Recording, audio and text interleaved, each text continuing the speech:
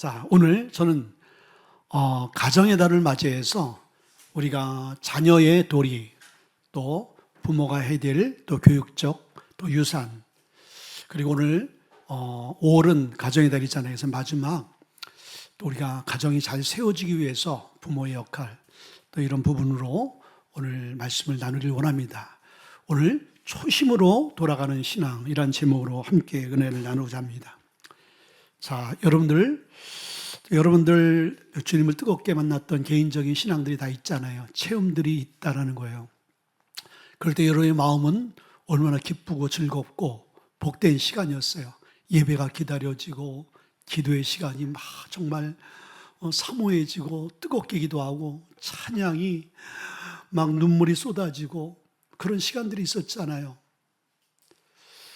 참 하나님의 크신 은혜 속에서 우리가 감사하며 살았다라는 거예요. 그런데 시간이 지나면서 우리의 삶에 안정이 되어지고 문제가 없어지고 또 큰 삶의 변화가 없게 되어질 때 우리의 삶을 뒤돌아보게 되어지면요, 어느덧 그 뜨거웠던 그 감사와 감격의 신앙이 사라진 우리의 모습을 보게 되어지는 거예요.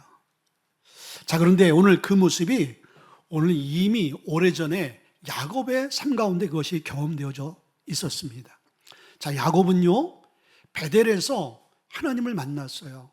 하나님이 나타나서 베델에게 말씀하셨고요. 또 그가 인생에 큰 어려움이 있게 되어질 때, 약복하면서 기도하게 되어질 때 하나님의 기도의 응답을 여셔서 그 위기를 기도로 극복했던 사람인 거예요. 그러니까 한마디로 영적인 체험과 은혜가 누구보다도 아주 큰 은혜의 자리에 있던 사람이었어요. 그런데 그가 하나님이 약속해 준 그 축복을 받아서 하나님이 원하는 베델의 자리로 가야 될 텐데 세겜에 머무르게 되어졌죠. 세겜에서의 삶은 그가 더 성공할 수 있는 기회의 땅이라고 생각한 거예요. 그곳에서 자기의 그 뜨거웠던 은혜와 그 신앙들이 점점 하나님과 관계가 형식적이 되어지고 멀어지게 되어졌어요. 그럴 때 하나님이 이 야곱을 깨우기 위해서 큰 환난을 허락합니다. 그러면서 하나님께서 그 환난으로 그를 그냥 하나님이 쓰러뜨리고 하나님이 제하는 것이 아니라 회복의 기회를 주세요. 그리고 말씀하십니다. 베델로 올라가라. 자, 이 베델로 올라가라는 것은요, 하나님이 이 야곱을 그 힘들고 어려울 때 만났을 때 하나님이 약속해 주시고 하나님이 그에게 명령한 자리, 은혜의 그 자리로 돌아가라는 거예요. 한마디로 초심으로 돌아가라. 처음초의 마음심이거든요. 처음에 가졌던 너 뜨거웠던 순수했던 그 마음의 자리로 네가 회복해야지 네가 산다. 이 말씀을 하고 있는 거예요.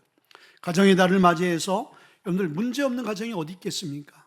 문제없는 관계가 어디 있겠습니까? 살다 보면요, 가정 안에 경제적 여러 가지 어려움이 있을 수가 있고요. 또 부부간에, 또 자녀간에, 또 부모님과의 관계 안에서 깨지고 상처 있고 또 뒤틀린 여러 가지 어려움의 문제가 있는 거예요. 오늘 그 문제의 배후에는 우리의 모습이 있을 수가 있는 거예요. 야곱이 하나님의 자리에 서지 못했던 그 모습의 자리가 그 어려움의 시점이 될 수 있었다는 것을 오늘 본문을 말씀해 주고 있어요. 그러면서 오늘 주님이 우리에게 말씀해 주고 있는 것은 우리가 회복되어질 때 하나님이 우리의 가정과 자녀를 회복시킨다라는 오늘 약속의 말씀인 줄 믿습니다. 아멘. 그럼 우리가 우리의 가정과 자녀와 관계를 회복시키기 위해서 초심으로 돌아갈 텐데 그 초심으로 돌아가는 방법은 첫째는요, 다시 약속의 자리로 올라가는 부모의 신앙이 되어야 되는 거예요. 자, 오늘 1절에 말씀하니까 하나님이 야곱에게 이르시되 일어나 베델로 올라가서 라고 말씀하고 있어요. 하나님은 야곱에게 환난을 만나고 실패한 인생 같은 큰 어려움 가운데 이렇게 저렇게 할 수 없는 진퇴양난에 빠져있는 야곱에게 말씀하신 거예요. 이게 복인 거예요. 말씀을 들을 수 있고요, 말씀이 들려지고 하나님의 말씀한다라는 것. 여러분들 오늘 이 시간이 저와 여러분에게 복된 시간인 줄 믿습니다. 왜 복돼요? 하나님의 말씀을 들을 수 있는 자리에 오셨잖아요.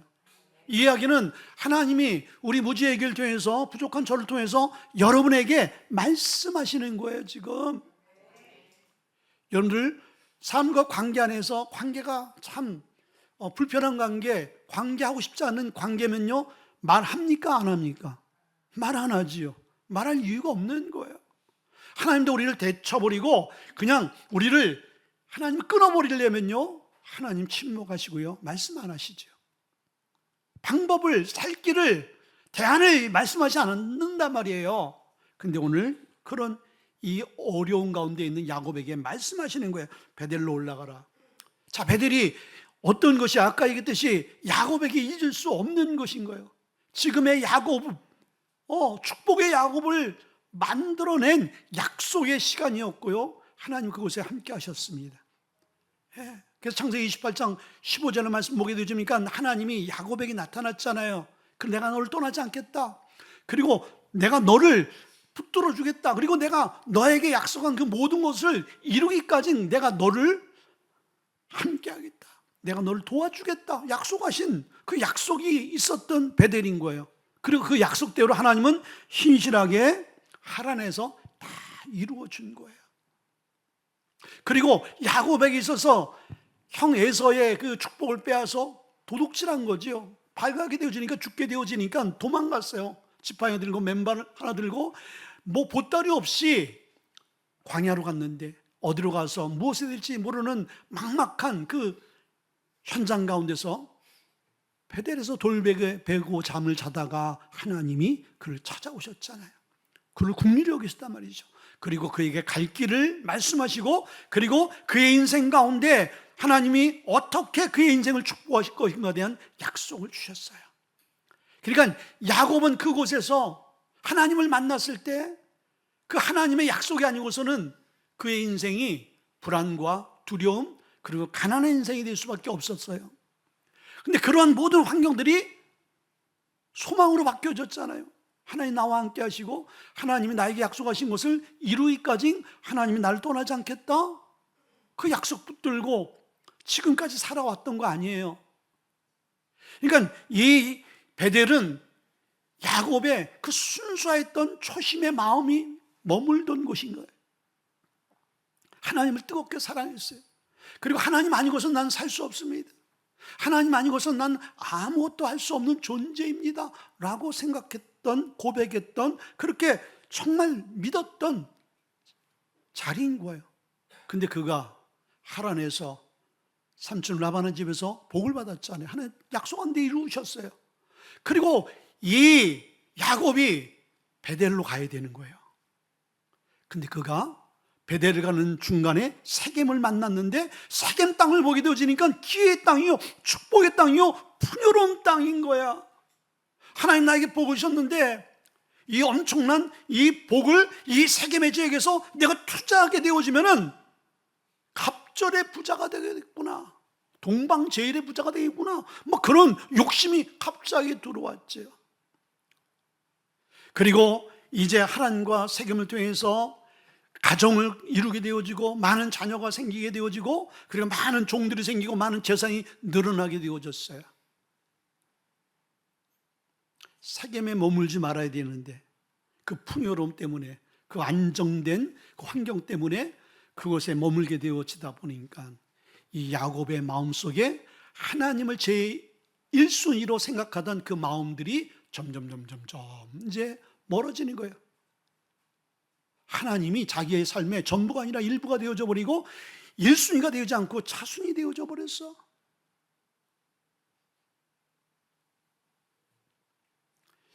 그리고 하나님을 위해서 예배하던 모든 삶들, 하나님 중심으로 살던 모든 삶의 기준과 방향이 이제는 하나님의 말씀보다는 자기의 상황 가운데 영향을 주는 세겜의 문화, 세겜의 법, 세겜의 풍속, 이런 것들이 자기의 삶을, 자기의 가정과 자녀들을 만들어가는 그런 기준이 되어진 거예요.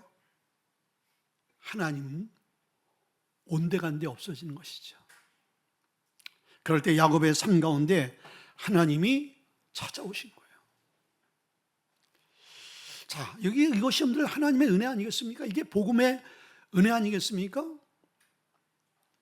하나님 편에 봐서는 당연히 우리가 어떻게 반응해야 돼요? 하나님께 충성봉사 헌신해야 되고요, 순종의 삶을 살아야 되고 감사해야 될 삶을 살아도 우리가 부족한 판인데, 거기는 정반대의 삶으로 살아가게 되어질 때 하나님 내치지 않았잖아요. 그 찾아오셨어요. 이게 여러분들 야곱에게 기회요, 축복이요, 복인 거예요. 아멘.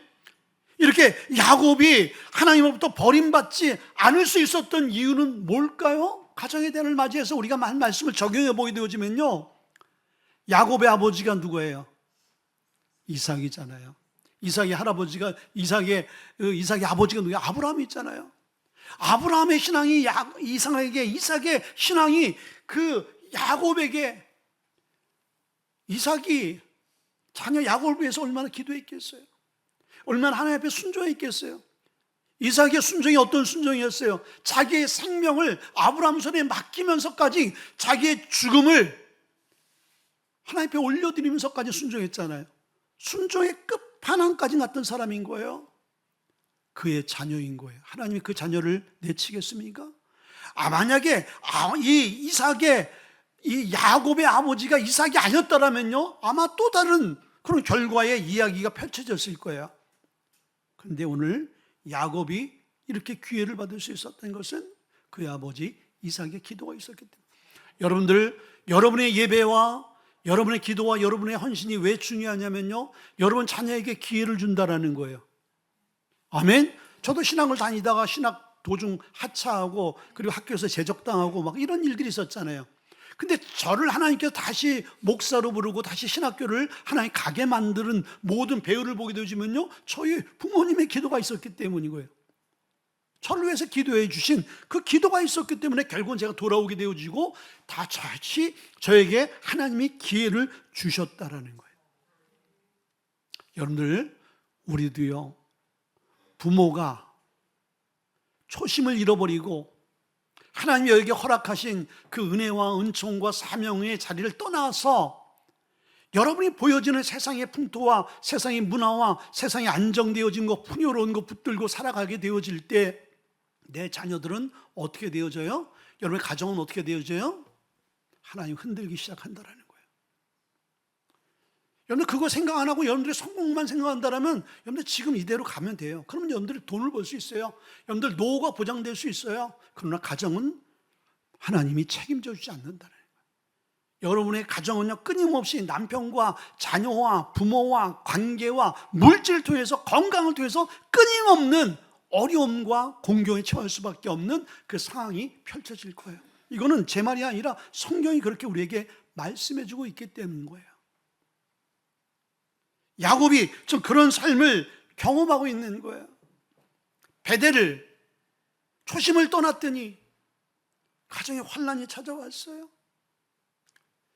부모가 처음 신앙을 버렸더니 그의 가정에 소망이 없어지게 된다는 거예요.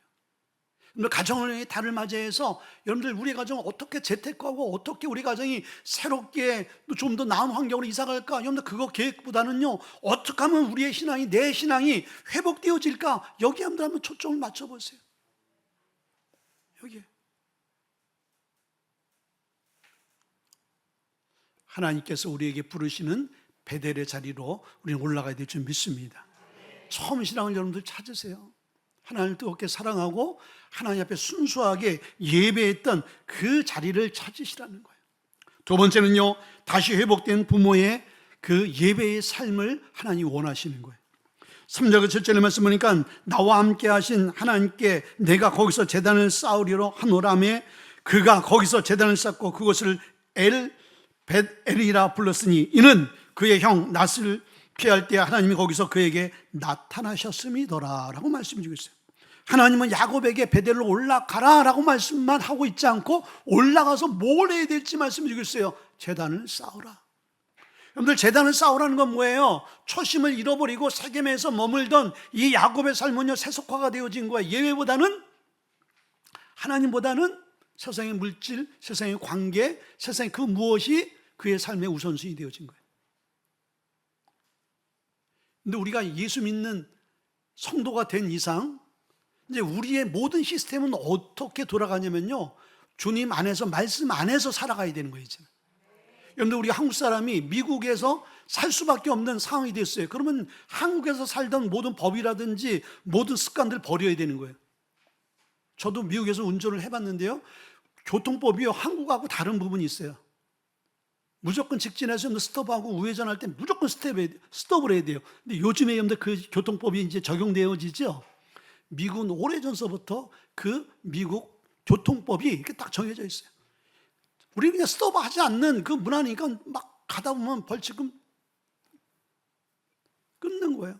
근데 미국 사람이 있거나 없거나 스톱 사인 있을 때는 항상 스톱을 한단 말이죠. 그리고 여러 가지 법들이 한국에 살 때하고는 달라. 그 법대로 따라야지만이 문제없이 안전하게 살아갈 수 있는 거예요. 여러분, 우리가 세속인이 아니고 이제는 하나님의 사람, 그리스도인들이 됐어요. 그러면 그리스도 안에서 하나님께서 우리에게 정하신 성령의 법을 따라야 가야 되는 거예요. 아멘. 그러면 이미 우리는 하나님의 법 안에 있고, 하나님의 테두리 안에 있고, 하나님의 섭리와 하나님의 질서 안에 있는 거예요. 그 질서를 우리는 지킬 때 하나님 우리의 삶 가운데 질서로 역사하는 거거든요. 근데 그 질서를 깨게 되어지면요, 우리의 삶 가운데 야옥같이 하나님이 흔드시고 하나님이 깨쳐주시고 하나님이 우리의 삶을 다시 한번 세우기 위한 과정들이 필요한 거예요. 여러분, 차가 교통사고 나서 완전히 다 그냥 전복이 되어지고 다 찌그러진 상태가 되어지면 어떻게 돼요? 정부에서 들어와서 그걸 다 판금으로 다 펴야 되는 거 아닙니까? 두들겨 맞고 피고 늘리고 그런 과정이 필요한 거예요. 이미 우리는요, 말씀 안에서 여러분들 떠나 살 수 없어요. 그러면 그런 운명이고 그런 삶을 살아가는 우리가 되었다라면 우리는 어떻게 해야 돼요? 지혜로운 자는 그 말씀 안에, 우리가 말씀의 질서 가운데 우리의 삶을 던지는 거예요. 자, 베델에 있어야 될 사람이 세겜에 있게 되어지고, 하나님을 예배될 사람이 예배하지 아니하고 세속에 빠져서 정신없이 살다 보니까, 돈 하다 보니까 자기의 자식이 어떤 상태에 있는지 모르는 거예요. 자, 예배가 무너지니까요, 자, 야곱이요, 예배 안 한 사람 아니에요. 하나님을 떠난 존재가 아닌 거예요. 그럼 하나님 안에 있었고요, 그리고 하나님께 예배하는 자가 되어졌어요. 근데 그 예배의 내용이 어떤 내용이냐 이거예요. 내용의 중심이 없는 거예요. 아까 얘기했잖아, 하나님이 제일 하나님 중심으로 하나님을 갈급하고 사모하는 마음으로 예배하는 것이 아니라, 이제 그는 사모하고 갈급한 마음은 이미 세상에 뺏겼어. 세겜에 뺏겼어. 그의 마음은 그냥 형식밖에 없는 거예요. 아까 일부 예배 때도 얘기했는데, 여러분들, 부부 관계 안에서 남편이 아내를 남편을 사랑해야 되는 존재예요. 사랑하지 못하면 미워하지는 존재가 돼서는 안 돼요. 근데 남같이 생각하면 안 된단 말이죠. 근데 남편이 아내를 전혀 생각 안 하고 남편이 옆집 그 B동에 있는 아줌마를 너무 사랑해. 아저씨도 나 아내를 사랑하는 것이 아니라 A동에 있는 그 아저씨를 너무 사랑해. 자, 그러면 같은 부부, 같은 집에 사는데 여러분들, 그 가정과 그 부부는 삶의 의미가 있어요, 없어요? 없는 거예요. 아무리 놀러 다니고 아무리 외식하고 아무리 좋은 것을 둘이 누릴지라도 마음과 생각이 이미 떠나 있다라면요, 그것은 그냥 법적인 부부지 부부라 얘기할 수 없는 거예요. 자, 그러면 하나님과 우리의 관계도 똑같지 않습니까? 우린 예수 믿는 사람인 거예요. 주님과 혼인관계요. 그분은 신랑이요, 우리는 신부다 말이죠. 근데 우리가 주님과의 관계 안에서 그냥 신부, 신랑, 법적인 크리스찬, 법적인 장로, 권사, 목사고 성도야. 그리고 우리의 마음과 중심은 하나님께 전혀 없어. 세상에 있어. 돈에 있어.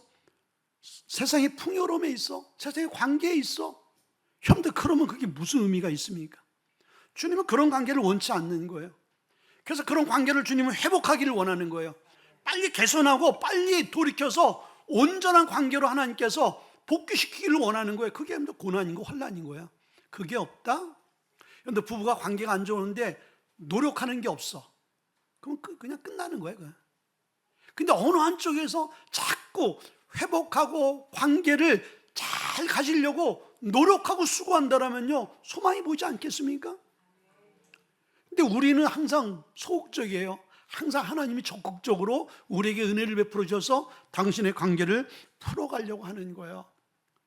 근데 이 야곱의 예배가 엉망이었던 거예요. 그냥 교회만 나오고 성경책만 들고 오고 그냥 말씀 들어도 그냥 아무 생각 없고 딴 생각하고, 오늘 예배 끝나고 이거 저기 장 보러 가야 되고, 오늘 이거 세일하는데 빨리 목사님 끝나서 빨리 해야 되는데 뭐 이런 생각으로 하도 차 있고, 말씀이 말씀되지 않고 전혀 말씀이 안 들어와. 그렇게 앉아 있는 거예요. 야곱이 그렇게 했단 말이죠. 예. 근데 여러분들, 야곱 한 사람의 신앙으로 여러분들 끝나는 게 아닌 거예요. 오늘 그것을 보여주는 거예요. 야곱이 그런 형식적이고, 야곱이 하나님 관계가 하나님의 자손이 되어지는 그 관계를 누가 본 거예요? 야곱의 자녀들이 본 거예요. 딸 디나가 본 거예요. 베델로 가서 신앙적인 예배하는 모습을 보여준 야곱이 됐다면요, 야곱의 자녀들은 살인자가 안 되어지고 디나는요, 치욕적인 그런 일들을 안 당했을 거예요. 근데 야곱이 보여준 게 뭐예요? 세겜의 풍요로움에 눈이 돌아갔잖아요. 마음을 뺏겼잖아요. 돈 했잖아요. 그러다 보니까 그런 마음에 들어지는 예배가 형식적인 껍데기뿐인 그 예배가 되어져 버린 거예요. 그러니까 그것을 보고, 그것을 듣고, 그 뒷모습을 보고 자란 야곱의 아들과 딸들은요, 세겜의 그 타락적인 문화, 현장에 가지 말아야 될 그 따라가 왜 그 디나가 거길 갔어요? 가다 보니까요, 그런 일을 당하고 타락하고, 그리고 그 자녀들이 살인자가 되고 말았잖아요. 결과적으로 보게 되어지면은 그 디나의 사건의 원인은 누구가 제공한 거예요? 그 디나가 그 현장에 가서? 아니지요. 그의 부모 야곱의 신앙의 그 흐트러진 모습, 하나님 마음속에 멀어진 그걸 보면서 자녀들이 뭘 배웠겠어요? 절제하고 또 경건하게 살아가는 그 모습을 놓쳐버린 거예요. 여러분들, 그래서 요한복음 4장 24절 말씀 보니까 하나님은 영이시니 예배하는 자가 영과 진리로 예배할지니라. 아멘. 하나님은 우리에게 원하는 것이 뭐예요? 이 백성을 하나님이 창조하신 이유는 예배와 찬양을 받으시기 위해서 우리를 창조했다라고 분명히 이사야에서 말씀해 주고 있거든요. 하나님 예배를 원하세요. 예배는 뭐예요? 관계를 원한다는 거예요. 관계. 이렇게 하면 그래서 우리가 형식적이고 뭐 어떤 예배의 절차를 따져서 막 예배하는 것, 여러분들 하나님이 이런 형식과 예식 이런 데 여러분들 주님은 관심 없어요. 뭐 사도신경 하느냐, 주기도문 하느냐, 왜 그걸 안 하느냐, 뭐 왜 예에 일어서지 않느냐, 여러분들 이것을 하나님은 중요하게 생각하지 않습니다. 뭘 입고 예배하느냐, 왜 가운 안 입느냐, 하나님 거기에 관심이 없으세요. 그건 인간이 만든 다 제도인 거예요. 하나님의 관심 있는 것은 예배자가 어떤 마음으로 하나님을 예배하고 찬양하느냐, 우리의 중심을 하나님 보시는 거예요. 그래서 예배하는 자가 영과 진리로 예배하지 않으면 그 예배는 의미가 없다라는 거예요. 근데 야곱이 영과 진리로 예배를 못했잖아요. 안 했잖아요. 그러니까 하나님의 관계가 깨어져 버린 것이죠. 관계가 깨어지다 보니까 하나님이 가정의 주인 되어주시고 하나님의 가정의 모든 안전장치에 있는데 그게 다 무너져 버린 거예요. 주님이 하셔야 되는데 주님이 안 하시는 거예요. 그러니까 우리의 인생이 수고하고 무거운 인생이 될 수밖에 없게 되어지는 거예요. 오늘 여러분들 우리가 점검해야 될 것은 나의 예배는 어떤 예배인가? 오늘 여러분들이 이 시간에 몸은 와서 예배 드릴 수 있어요? 들어주는 척은 할 수가 있어요. 예배하는 척은 할 수가 있어요.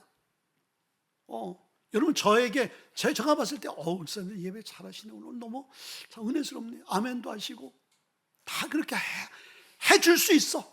여러분들이 교회를 위해서, 목사를 위해서, 목사님 참 애쓰는데 참 불쌍하다, 우리가 아멘 소리라도 크게 내자, 집사님 좀 아멘 좀 해, 그렇게 할 수 있다라는 거예요. 그러나 하나님이 받으시는 예배는 될 수 없는 거예요. 하나님이 받으시는 예배. 그런 예배의 모습을 보고 자란 자녀들이 무슨 소망이 있겠어요? 그들의 예배와 그들의 삶이 엉망이라는 것을 알 수 있는 것을 2절과 4절을 통해서 알 수가 있어요. 오늘 2절에 보니까 야곱이 이에 자기 집안 사람과 자기와 함께 모든 자에게 이르되 너희 중에 있는 이방 신상들을 버리고 자신을 정결하게 하고 너희들의 의복을 바꿔 입어라. 그리고 4절에 보니까 그들이 자기 손에 있던 모든 이방 신상들과 자기 귀에 있는 귀고리들을 야곱에게 주는지라 야곱이 그것들을 세겜 근처 상수리 나무에 묶으라고 말씀이 있어요. 그 예배를 파헤쳐보니까 그 예배가 엉망진창 혼합주의, 완전히 그냥 거기에 세속주의가 다 들어가 버린 거예요.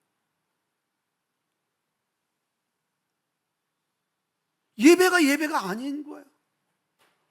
아니 하나님 제일주의, 하나님만 섬기고 하나님만 믿어야 되는데 그 안에 온갖 이 땅의 풍요와 다신 그 신들이 다 있었던 거예요. 다 하나 시키고 있어.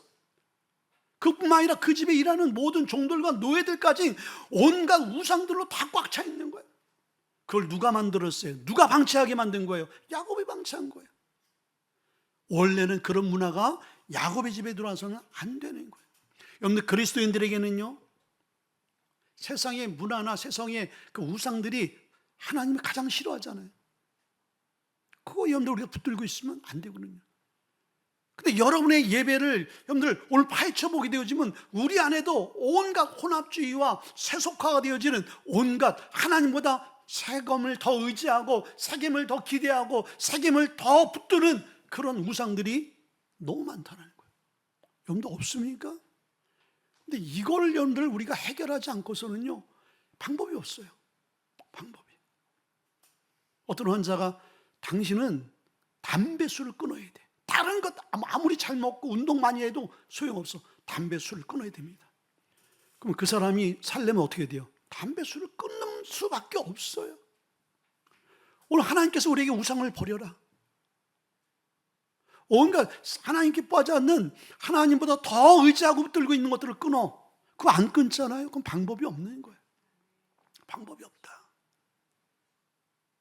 그 모든 것들을 누가 제공한 거예요? 누가 교육시키고 누가 그렇게 살 수 있도록 모든 환경과 상황과 그것을 배려하고 제공한 거예요? 야곱인 거예요. 야곱.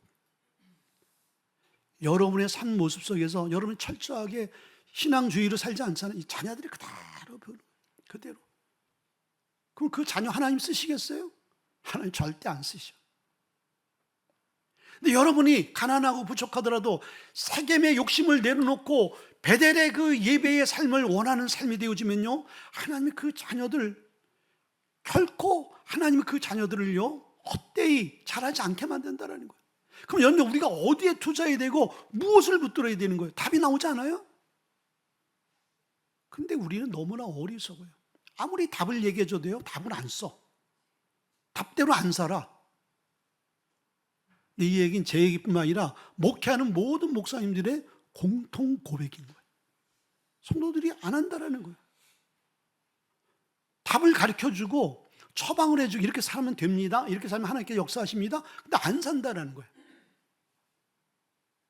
근데 이제 결과는 어떻게 돼요? 당장 보여줄 수 있고 2년, 3년, 5년, 10년 후에 그 결과는 분명히 나타나요. 분명히 나타나요. 말씀에 순종하고 살아가면요 반드시 그 결과도 나타나고, 그냥 오늘 모든 것이 형식이요 껍데기요 외식하는 신앙의 종교로 살아가면요 그 결과도 반드시 5년, 10년 후에 여러분 삶과 여러분 가정과 여러분의 자녀 위에 반드시 나타나는 거예요. 여러분들 우리 교회도 정말 하나님이 들어 쓰시는 그런 자녀들이 좀 나와야 되는 거 아니에요? 아멘 안 하시는 분들은 어떻게 하십니까?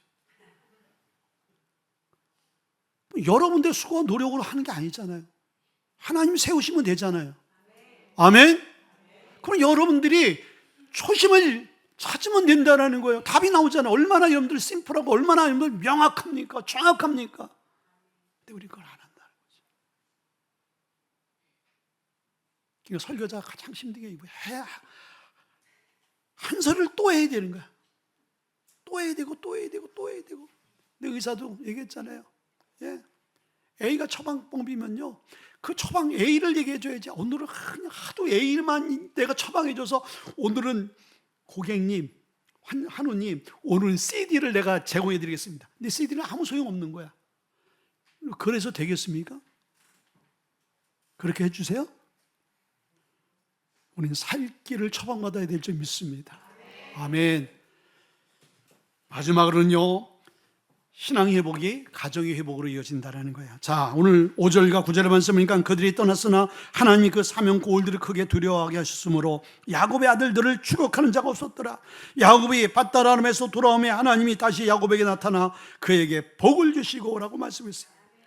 참 야곱이 복된 것은요, 하나님의 말씀을 듣고 즉시 순종하는 거예요. 우리 교회 성도들이 듣고 즉시 바꾸어지길 바랍니다. 순종하기를 원해요. 아무리 여러분들 듣는 것이 중요한 것이 아니라, 들려오는 것이 중요한 것이 아니라, 들려올 때 소경 바디메오 같이 응답하는 것, 그 말씀 딱 붙드는 것, 이게 사는 자인 거예요. 들려도 오늘 듣고 흘려보내고 나는 계속 세겜 포기할 수 없어요. 어떻게 목사님, 세겜 어떻게 포기해? 내가 세겜. 근데 우리 교회 그런 성도들이 너무 많아요. 세겜을 그냥 죽을 때까지 못하고. 근데 그것은 이제 끝에 가보면 후회하는 거예요. 내가 그거 붙들지 말았어야 될 걸. 내가 그랬으면 더 하나님 은혜 은총 가운데 내가 살 수 있었을 걸. 껄껄하다 끝나는 거예요. 자, 오늘 이 야곱은요, 2절에 뭐라고 했어요? 가족들한테 이제 선포한 거예요. 우리 가정이 이렇게 돼서는 안 된다. 다 내 잘못이고 이제 우리는 그 모든 우상들을 버려야 된다. 그리고 4절에 그 모든 것들을 말로 선포한 것이 아니라 행동으로 옮겨서 그 모든 이제 수고되어진 우상들을요, 상수리 나무 밑에 다 묻어버린 거예요. 그리고 6절에 우리는 베델로 올라가자. 그래, 베델로 올라갔어요. 그리고 7절의 말씀 보게 되어지니까 그들이 그 올라가서 하나님의 명령한, 하나님이 기뻐하는 참된 예배를 드리는 야곱과 그의 가정이 되어졌어요. 그랬더니 하나님이 그 가정 위에 회복이 일어나는 거예요. 회복을 시키기 시작한 거예요. 오늘 그 아들들이 그 지역에 있는 그 족속들의 그 자녀를 다 살해해버렸잖아요. 그 족속들이 이 야곱의 자녀들을 다 몰살시키려 할 때, 오늘 5절의 말씀 보니까 하나님이 그 사명 고울을 크게 두려워하게 하여서 야곱의 아들들을 추격하는 자가 없었더라. 아멘. 야곱에게 가장 큰 인생의 문제, 가정의 문제, 쓰러지고 망할 수밖에 없는 그 문제를 한순간에 어떻게 했어요? 해결해 주셨어. 여러분이 이제 고민하고 있는 문제들, 어떻게 할 수 없는 방법들 하나님이 한순간에 바꿔준다니까요. 어떨 때 바꿔줘요? 여러분들 초심을 찾고 하나님께 돌아가고 하나님 받으시는 예배자가 되어질 때 하나님이 일을 하시는 거예요. 하나님 왜 나를 위해서 하나님 돕지 않고 왜 나를 도와주지 않아요? 하나님 도울 수밖에 없는 자리에 서야지. 여러분들이 하나님 도울 수밖에 없는 여러분의 삶이, 모습이 있어야 될 거 아니에요. 여전히 여러분들은 세겜에 있으면서 세상의 세겜의 그 영향을 받으면서 세상 세겜대로 살아가면서 하나님 도와주세요, 하나님 축복해 주세요. 여러분에게 오는 그 축복이 있다면 그건 절대로 하나님부터 오는 게 아니에요. 여러분들 그거 아셔야 돼요. 사단도 똑같이 여러분들 말세에 되면 치료하고 표적을 보입니다. 복을 줘요. 여러분들 무당들 할 때 굿하면 복 받잖아요. 예? 굿하면 또 복 받거든요. 근데 그 복이 어떤 복이에요? 육신의 복으로 끝나는 거예요. 근데 그 영혼은 어떻게 되죠? 저주를 담보한 복인 거예요, 여러분들. 근데 그걸 우리는 몰라. 하나님이 주신 줄 알아. 왜? 하나님께 기도했기 때문에. 하나님은 하나님 절대 그 기도에 응답 안 하세요. 하나님 그 기도 듣지도 않는다 그랬어요. 근데 자기는 하나님께 기도했더니 응답 받았대. 분별하셔야지. 그게 어디로부터 왔는지 알아야지. 하나님으로부터 나는 하나님께 기도했기 때문에 하나님께 주신 거야? 아니지. 하나님 받으시는 예배가 아니고 예배자가 아닌 상태에서 받은 것은 하나님이 주신 것이 아니라 세상 영이 너 잘 먹고 잘 살아서 너 하나님부터 끝나는 인생이 되거라 하고 준 거단 말이에요. 그럼 그게 더 무서운 거예요. 근데 우리가 하나님의 중심에 딱 서게 되어지니까, 우리의 삶이 회복되어지니까 하나님이 그때서부터 일하시고, 그때서부터 이 야곱이 감당할 수 없는 문제를 하나님이 감당해낼 수 있도록 문제 해결해 주시잖아요. 그렇죠. 이 역사가 우리의 삶 가운데 나타나야 될 줄 믿습니다. 자, 그뿐만 아니라 5절 9절의 말씀 보니까 야곱이 맞다 돌아오면 하나님이 다시 야곱에게 나타나서 관계가 회복되어지는 거예요. 참된 예배가 되어지니까 하나님이 임재가 있는 거예요. 그러면서 어떻게 했어요? 그에게 복을 주셨다고 했어요. 그 얄미운 야곱, 아주 잔머리의 대가. 그런데 하나님은 여전히 그의 부모, 그의 할아버지의 기도를 기억하시고 야곱을 붙들고 있는 거예요. 하나님이 여러분의 자녀, 세상적이고 타락된 모습을 보게 되면 하나님은 완전히 그 자녀들을, 여러분의 자녀들을 하나님 치시고 싶고 내치고 싶은데, 여러분의 무릎에 기도가 있었고 여러분의 눈물의 기도가 있었기 때문에 하나님이 손을 들었다가, 그래, 내가 네 부모를 보고 내가 참는다. 여러분, 이런 유월의 은혜가 있어야 될 거 아니에요. 내 못된 짓다 보니까 하나님 기억될 만한 게 하나도 없어. 너 잘됐다, 너 오늘 너 일로 와 하고 하나님이 그 아들을 쳐버리면요, 그 아들을 소생할 수 있는 길이 없는 거예요. 여러분들, 왜 우리의 예배가 회복이 중요하냐면요, 오늘 시편 127편 1절의 말씀 보니까 여호와께서 집을 세우지 아니하면 세우는 자의 수고가 어떻게 한다? 헛되다. 그렇게 말씀해 주고 있잖아요. 여러분의 가정 안에 있는 자녀들, 아무리 여러분들 희생하고 헌신하고, 여러분들이 그 자녀들 뭐 유학 보내고, 아무리 좋은 그런 레슨을 시키고 과외를 시키더라도요, 하나님이 그 자녀를 세우지 않으면요, 헛된 거예요. 근데 우린 그걸 모르잖아. 여러분의 수고와 노력과 여러분의 투자로 될 줄 알고 있잖아. 되긴 되겠지. 그 자녀가 하나님 상관없는 출세와 명예를 얻을 수 있겠지. 그러나 그 자녀의 말로는 뻔한 거예요. 그게 복일까요? 그 아들은 나중에 지옥에 가서 그랬을 거예요. 우리 부모가 나를 이렇게 교육시키기보다는 나를 예수를 알게 했으면은 난 그거로 만족할 텐데, 나에게 난 이거 원치 않았어. 근데 그렇게 원망하지 않겠어요? 근데 그렇게 원망한단 말이에요. 예수를 안 가르치고 돈을 밝히는 부모가 되어지고 성공만 주장하는 부모가 되어지면요, 그 자녀 망쳐서 그 자녀가 지옥에 가서 그 부모에게 한탄하면서 울부짖지 않겠어요? 왜 나에게 예수를, 왜 나에게 복음을, 나에게 왜 신앙의 교육을 안 시켰어요? 왜 나의 예수를 만나게 해주지 않았어요? 그런 자녀가 반드시 된다라는 거예요. 하나님이 여러분의 가정을, 여러분의 자녀를 세워주셔야 되는 거예요. 우리는 내일 일도 할 수 없고, 여러분들, 우리는 할 수 있는 게 아무것도 없는 거예요. 자녀를 위해서 여러분들 그냥 투자할 뿐이지, 그 자녀가 어떻게 하나님 앞에 서야 갈지는 우리는 할 수 없는 영역인 거예요. 근데 하나님이 하신다 그러잖아요. 그렇죠? 우리 교회에서 별거 다 알고, 애들 교육, 우리는 재정, 건강 다 성경 안에 있잖아요. 우리는 지금 이 시간 그 하나님의 음성을 듣고 있잖아요. 아멘. 딱 붙들면요, 여러분의 자녀 하나님이 책임져 주시는 거예요. 그럼 여러분들이 하나님의 복을 누리지 못하고 쓰임받지 못했으면은 자녀라도 여러분들이 하나님 앞에 쓰임받는 위대한 인물이 될 수 있도록 만들어야 되잖아요. 그렇죠? 그러기 위해서 이렇던 신앙을 회복하라는 거예요. 예배가 회복되어야 된다라는 거예요. 오늘 그런 저와 여러분 될 수 있길 주의 이름으로 축원을 드립니다. 그래서 우리가 베델에 올라가기 전 우리가 버려야 될 것, 그리고 바꿔야 될 것 반드시 바꾸세요. 그리고 이 말씀 여러분들 묵상하면서 여러분들 진정한 예배자가 되고 하나님 앞에 붙들림 받을 수 있는 우리 교회와 여러분들, 우리 온 세대가 될 수 있게 주님을 축원드립니다. 우리 한번 기도하길 원합니다. 우리 한번 기도할 텐데, 하나님 말씀입니다.